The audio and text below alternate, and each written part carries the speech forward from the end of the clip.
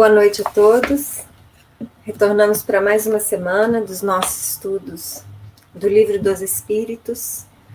Nós que estamos no capítulo 6, da segunda parte do Livro dos Espíritos, no subtítulo Percepções, Sensações e Sofrimentos dos Espíritos. Dando continuidade, então, nós paramos na questão 248. E nela Kardec vai perguntar: o espírito vê as coisas distintamente como nós?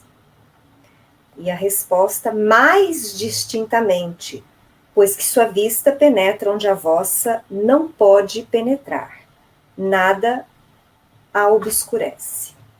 Nós vimos a semana passada já, nas últimas questões da quinta-feira, que justamente Kardec está fazendo várias perguntas aos espíritos sobre a visão dos espíritos.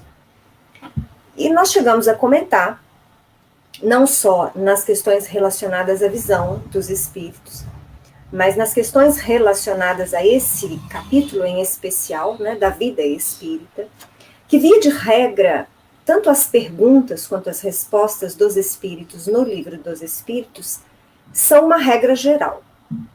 Nós podemos, inclusive, perceber, em grande parte das respostas, que elas se referem a espíritos já um tanto quanto equilibrados, um tanto quanto evoluídos.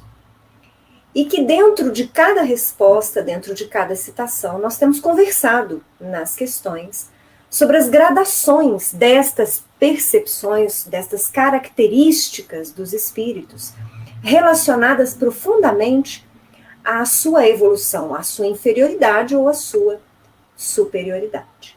Então vamos dar continuidade. Na questão 249, Kardec ainda pergunta: percebe os sons? Quer dizer, em relação aos espíritos desencarnados, né? Eles percebem os sons? E a resposta: sim, percebe mesmo sons imperceptíveis aos vossos sentidos obtusos. Então, mais uma vez eu friso para vocês que nós estamos falando já de conquistas dos espíritos mais avançados. Via de regra, nós podemos pensar da seguinte forma, e isso vai ser dito nas próximas questões. Nós, desde a nossa criação como princípio inteligente, temos todas as potencialidades em nós. O nosso germe, que seria o princípio inteligente do universo, ele possui já nele toda a potencialidade que irá se desenvolver nos milênios sem conta, quando o espírito, então, experiencia pelo reino mineral, pelo reino vegetal, pelo reino animal, hominal e depois angelical. Mas até que nós possamos fazer desabrochar, até que todas essas potencialidades do nosso espírito estejam 100% desenvolvidas, as graduações vão ao infinito, ou seja, quanto mais inferior o espírito, menos potencial ele desenvolveu. E menos potencial, aí nós estamos falando, em relação aos sentidos de visão, aos sentidos de percepção de sons, a sensibilidade, a própria faculdade mediúnica, que tem muito a ver com a sensibilidade. Então, quanto mais inferior, menos ele desenvolveu do seu potencial.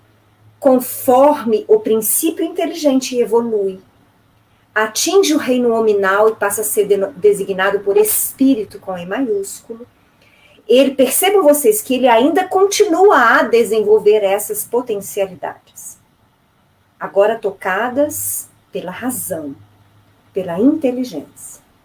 Mas o espírito, digamos assim, o nosso espírito, nós que podemos nos considerar aí, na melhor das hipóteses, espíritos em estágios medianos da evolução.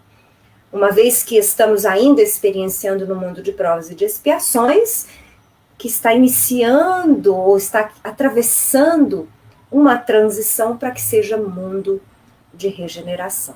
Nós podemos nos colocar aí, nós não somos mais espíritos inferiores, mas somos ainda espíritos medianos, ainda mais próximos à inferioridade do que à superioridade. Então nós, ainda temos muito a desenvolver das nossas potencialidades como espírito imortal. Que vale dizer que ao desencarnarmos, nós teremos limitações sim, nas nossas visões como espírito, na percepção de sons como espírito, na nossa sensibilidade como espírito, uma vez que ainda não atingimos o mais alto grau de harmonia, de equilíbrio e evolutivo do espírito. Então, essas potencialidades, grande parte delas, objeto das respostas dos espíritos, ainda não são conquistas plenas nossas. Eu quero que vocês percebam isso. E em nenhum momento isso quer dizer que o Livro dos Espíritos está incorreto. Quer dizer só que ele é a base. Porque a continuidade do nosso estudo vai seguir. E estudo que eu falo não do Livro dos Espíritos, mas estudo da doutrina espírita, das incontáveis obras que surgiram e que ainda surgirão, complementando, trazendo novos esclarecimentos, aprofundando entendimentos, sem prejudicar o que os espíritos grafaram no Livro dos Espíritos. Vamos continuar. Nessa mesma questão 249, Kardec traz uma linha A. E nessa linha A ele vai perguntar: no espírito, a faculdade de ouvir está em todo ele, como a de ver? Porque já em questões anteriores, os espíritos esclareceram que os espíritos, eles não veem só com os olhos perispirituais, digamos assim, eles veem com todo o ser, como se fosse uma visão 360 graus. E eu, naquela época, comentei com vocês que isso já é um espírito evoluído. Porque nós, ao desencarnarmos, ainda traremos em nós impressões de que estamos enxergando tão somente pelo nosso olho perispiritual. Então vamos ver o que os espíritos respondem a essa questão de Kardec. Se a faculdade de ouvir também está em todo ele ou só no órgão, né? Respondem eles: todas as percepções constituem atributos do espírito e eles são inerentes ao ser. Ou seja, são essas potencialidades que eu falei para vocês. Então nós já fomos criados como princípio inteligente com todos os atributos. Chico costumava dizer que o projeto nosso estava pronto. Só que a gente está em construção. Ao término dessa construção milenar, é que nós vamos ter a concretização do espírito no seu mais alto grau evolutivo. Então vamos ver. O espírito, então, ele já traz todos os atributos que são inerentes ao ser, ou seja, são essas potencialidades que nós vamos desenvolver, são atributos que iniciam a caminhada conosco lá no princípio inteligente, a 0%, e conforme as nossas experiências em todos os planos da vida, ora encarnados, ora desencarnados, estagiando em mundos diferentes, com experiências múltiplas, é que nós vamos desenvolvendo essas potencialidades, ou como queiram, estes atributos. Então, vamos continuar a resposta deles. Quando reveste um corpo material, elas só lhe chegam pelo conduto dos órgãos. Deixam, porém, de estar localizadas em se achando ele na condição de espírito livre. E é aí que eu quero parar um pouquinho. Se a gente fizesse uma leitura rápida dessa questão, a gente entenderia o quê? Que bastou desencarnar para que o nosso espírito estivesse livre e ele então não dependeria mais de órgãos, limitando as suas faculdades, os seus atributos, as suas percepções. Mas nós não podemos nos esquecer, e aí aqui vale o que eu tenho dito para vocês, de que o Livro dos Espíritos deve nos permitir avançar, ampliar olhar, entendimento, questionamentos inclusive. Então vale a pena aqui nós nos recordarmos, antes dessa leitura superficial que nós faríamos no passado, de que o perispírito é um corpo semimaterial. Ou seja, tem matéria no perispírito. E quando nós vimos um pouquinho sobre perispírito lá atrás, sobre matéria, espírito, perispírito, fluido cósmico universal, lá ainda na primeira parte do Livro dos Espíritos, nós chegamos a comentar que o perispírito também vai acompanhando a evolução do espírito.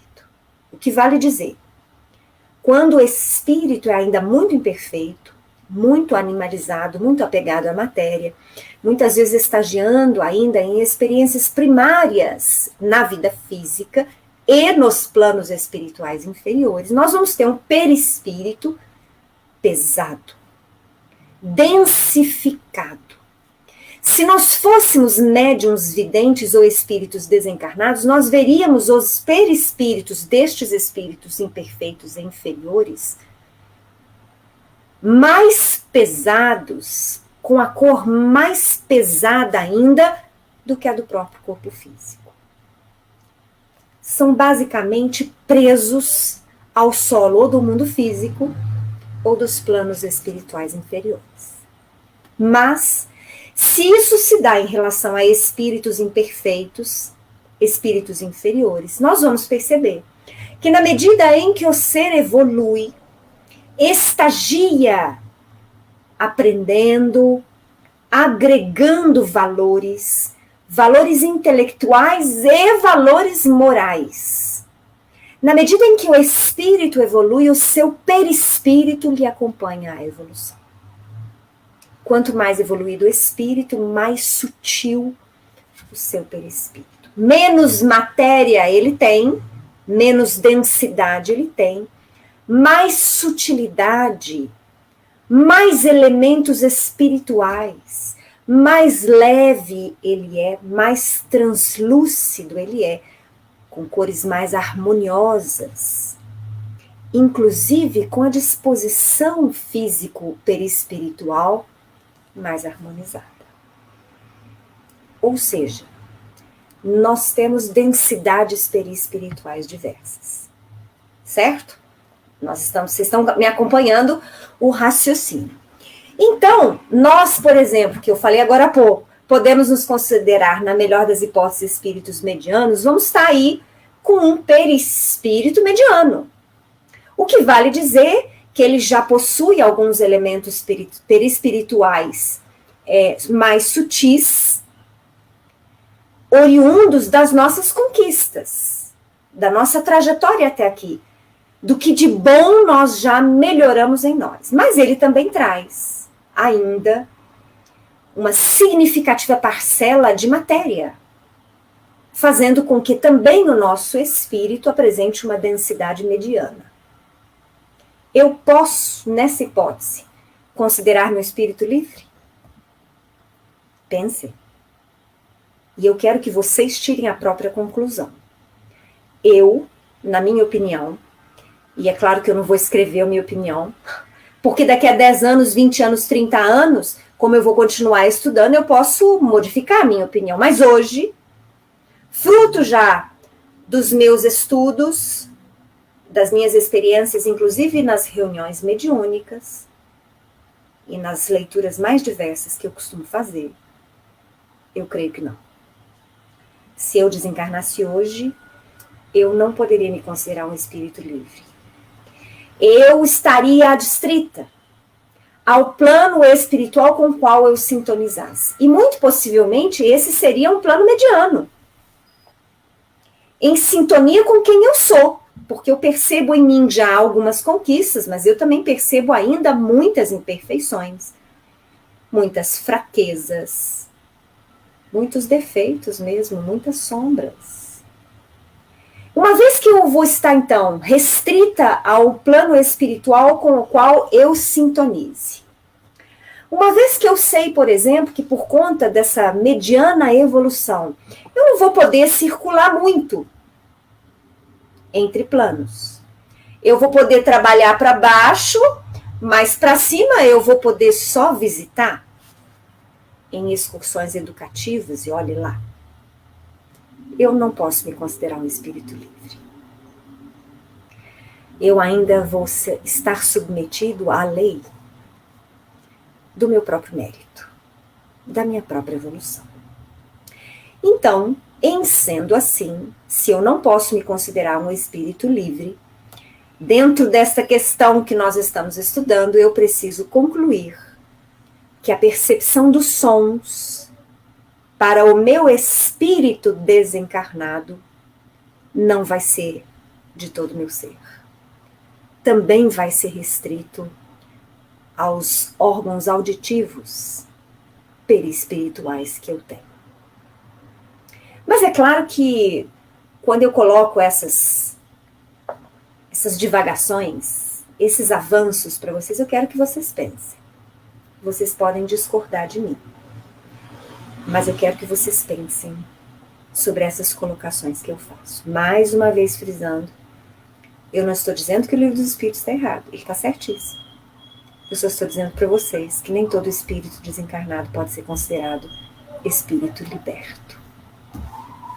Pelo menos por hora. Porque um dia seremos. A evolução é constante. O progresso é impositivo para todos nós. Só não se dá imediatamente após a morte do corpo físico. Bom, vamos seguir. Na questão 250, Kardec vai perguntar: constituindo elas atributos próprios do espírito, ser-lhe-á possível subtrair-se às percepções? Ou seja, uma vez que essas percepções, esses atributos, que se relacionam às faculdades que nós conhecemos, mas a outras. Porque lá na primeira parte dos espíritos, eles falaram que existem, que nós vamos desenvolver ainda outros sentidos que nós ainda não temos. Então, uma vez que esses atributos são inerentes ao espírito, Kardec quer saber se é uma escolha, por exemplo, se eu posso deixar de ver, deixar de ouvir, eu, espírito desencarnado, se eu tenho este poder. Né? E eles respondem: o espírito unicamente vê e ouve o que quer. Espíritos mais elevados. Vocês vão entender por quê. A própria questão vai dizer. Dizemos isso de um ponto de vista geral. Olha eles dizendo aqui nessa resposta o que eu venho dizendo em vários comentários às questões. Geral. E em particular, com referência aos espíritos elevados. Porquanto os imperfeitos muitas vezes ouvem e veem a seu mau grado, ou seja, quando eles não querem, o que lhes possa ser útil ao aperfeiçoamento. Entenderam? Então aqui eles estão sendo um pouco mais específicos na resposta, mas percebam que isso que eles deixam transparecer, esse entendimento que existe nessa resposta da 250, eu tenho aplicado no decorrer de todo o estudo do Livro dos Espíritos, porque são ensinamentos gerais. Não havia como, era impossível no século XIX, em pouco mais de uma década que Kardec teve para fazer essa compilação, para codificar a doutrina espírita, era impossível que ele pudesse prever todas as situações, dar todos os exemplos. Por quê? Porque falar da vida do espírito é algo que não tem limite. Porque nós estamos constantemente evoluindo. É como se nós quiséssemos hoje fazer um texto relatando todos os avanços tecnológicos do homem na última década. E fizéssemos o texto dizendo assim: olha, depois daqui não vai acontecer mais nada.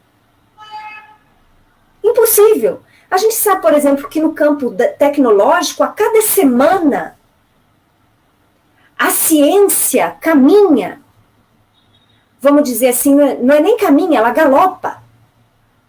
De tão veloz que são os avanços na área da tecnologia. Agora imaginem, vocês, os avanços do espírito imortal.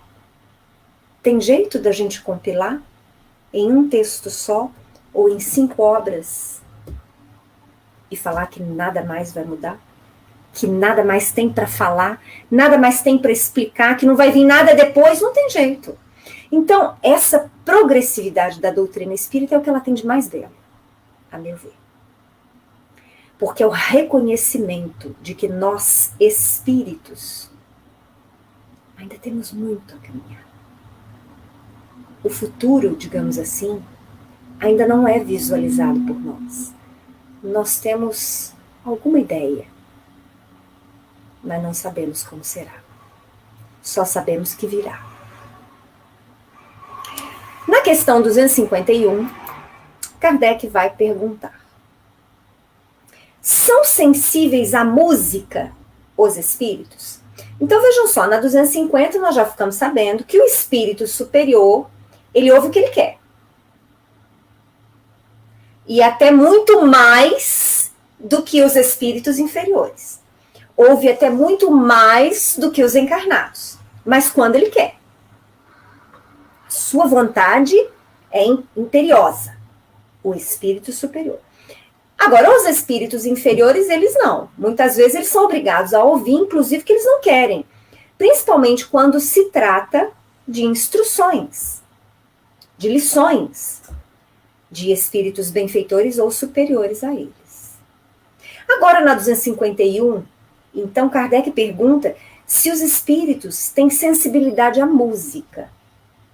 Porque nós somos sensíveis à música. Com raríssimas exceções, todos nós nos impressionamos com a música. Talvez vocês não tenham prestado atenção até aqui, ou talvez já tenham constatado isso. Dependendo da música, dependendo do compositor, até o batimento cardíaco modifica-se.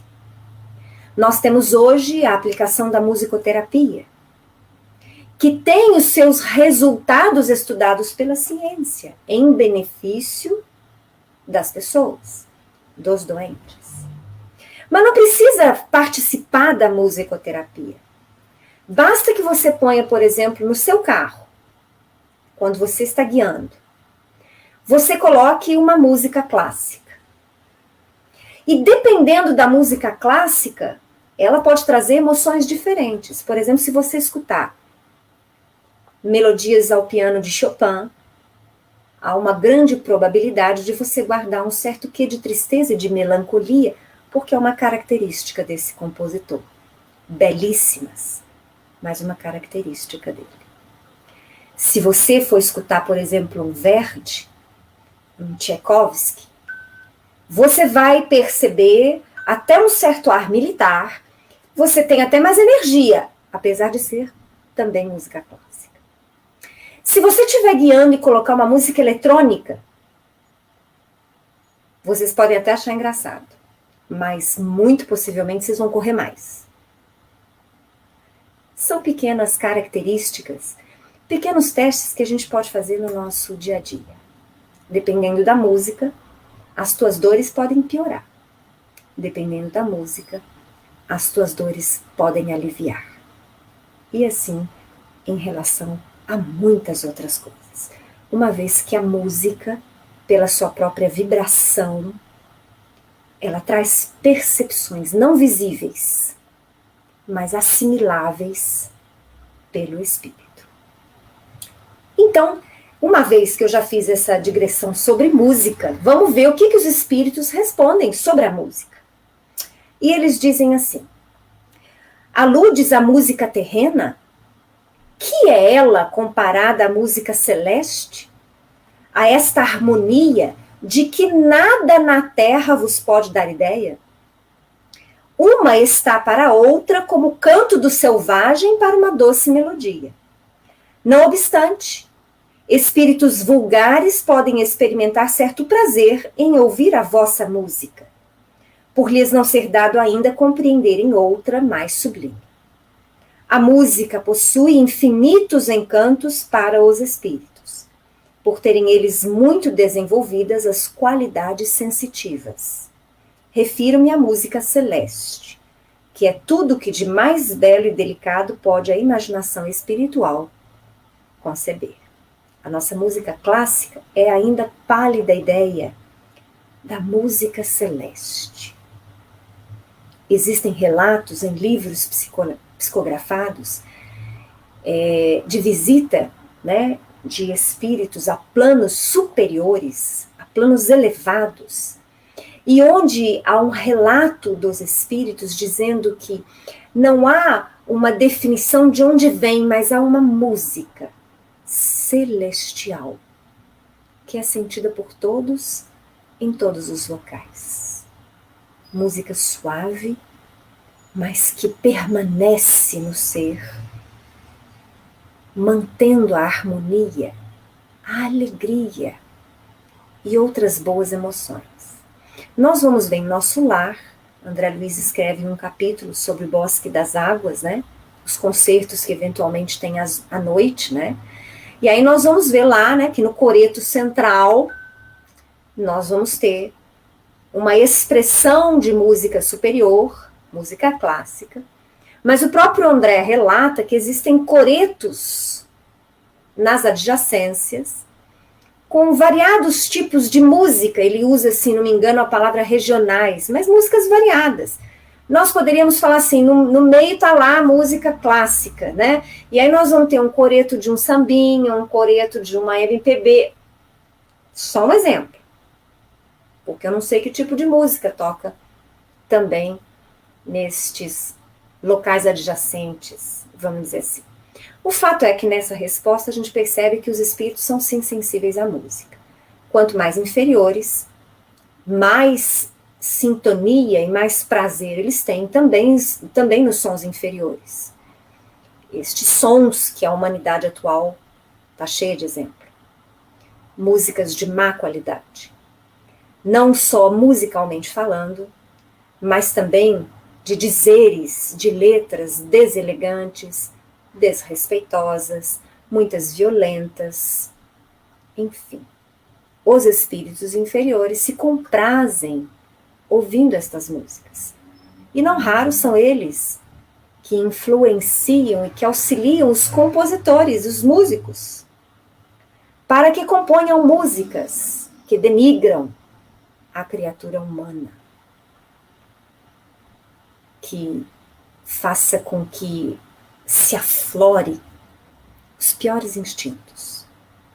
Por outro lado, os espíritos superiores, muito possivelmente, também auxiliam, intuindo os compositores para que criem belas melodias, que venham auxiliar a humanidade. Mas vamos dar continuidade.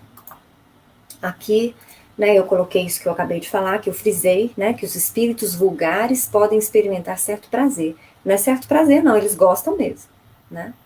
Quando não são eles que inspiram as músicas de baixa qualidade, né? Bom, lá na questão 252, Kardec vai perguntar: são sensíveis os espíritos às magnificências da natureza? Eles se encantam com a natureza, se encantam com as flores, com a cachoeira, com a montanha, com as nuvens, com a vegetação, eles se encantam com as belezas da natureza. Tão diferentes são as belezas naturais dos mundos, que longe estamos de as conhecer. Sim, os espíritos são sensíveis a essas belezas, de acordo com as aptidões que tenham para as apreciar e compreender. Para os espíritos elevados, há belezas de conjunto que, por assim dizer, apagam as das particularidades. O que vocês entendem? Que os espíritos são sensíveis a essas belezas de acordo com as aptidões que tenham para as apreciar e compreender. É o que a gente tem falado quase em todas as questões, principalmente nesse capítulo. Quanto mais evoluído o espírito, mais sensível ele é, porque ele tem as suas aptidões desenvolvidas de visão, de olfato, aptidão artística, até mesmo de gratidão ao Criador. E ele pode compreender então essa beleza. Quanto mais inferior o espírito, mais rude, vamos dizer, ele é. Então, menos sensibilidade ele tem para ouvir uma música bela ou para ver uma obra bela e, assim sendo, também apreciar as belezas da natureza. Não são todos que apreciam uma boa música. Essa é uma realidade no mundo atual, ainda. Então, vocês imaginem isso a grau de evolução espiritual. nós vamos ter uma variante muito grande de espíritos e das suas apreciações às belezas dos mundos. Eu me recordei, infelizmente hoje eu não tive tempo, porque eu ia até buscar em uma das revistas espíritas, publicadas por Kardec mensalmente, no século XIX, há alguns textos descrevendo a beleza do planeta Marte. E eu não tive tempo, porque eu queria levantar, fazer uma pesquisa para tentar achar esse texto para trazer para vocês, mas infelizmente eu não consegui. Mas pelo que eu me recordo, a descrição é de que a beleza era muito grande, mas que sobressaía em Marte nuances avermelhadas e rosadas. Mas a descrição do espírito era que, apesar de diferente da Terra, era uma beleza inigualável. E há relatos também na própria revista Espírita sobre a beleza de Júpiter também. E aí nós podemos pensar, por que seria diferente? Tudo é belo. Eu sou uma fã de vários programas, principalmente documentários da National Geographic. Eu gosto muito de documentário que fale sobre natureza, sobre animais. E eu fico encantada com a beleza das mais diversas regiões existentes na própria Terra. Desde os abismos oceânicos, até regiões, por exemplo, em que o homem não poderia ficar muito tempo, ele tem que ficar com equipamento por conta da emissão de gases tóxicos. E são belos. Regiões vulcânicas, onde vulcões ainda são ativos. Alguém duvida da beleza de um vulcão? É lindo. Da beleza do deserto. Uma das imagens que mais me impressionaram no Egito foi a beleza do deserto. Do rio Nilo, uma pequena faixa verde de plantação ou de jardim e depois deserto. E era lindo. Então, se na própria Terra a gente pode trabalhar nossa sensibilidade para ver beleza nas mais diversas apresentações da natureza, multipliquem isso ao infinito em relação aos mundos. Nós ainda temos muita coisa para ver, né? Bom, amanhã a gente volta na continuidade do nosso estudo, às 7 horas, a partir da questão 253. Eu aguardo vocês. Um grande abraço a todos, obrigada pela presença da Denise, do Carlos, Valdeci, do Cláudio, do Anderson, do Lorival. O Anderson está colocando assim: Cris, me lembro de ler em Violetas na Janela que existem cursos que vão desde se alimentar pelos fluidos da natureza até levitação. Um espírito recém-desencarnado pode viajar pelo pensamento? Como se locomovem mediante o grau de evolução? Anderson, vamos começar comentando essa sua pergunta amanhã. 7 horas, antes de começar pela questão 253, eu vou responder essa pergunta do Anderson. Combinado, Anderson? Porque senão eu vou avançar muito no horário do próximo companheiro e não dá para mim responder isso em 3 palavras. Combinado? Até amanhã, então, aguardo vocês. Um abraço.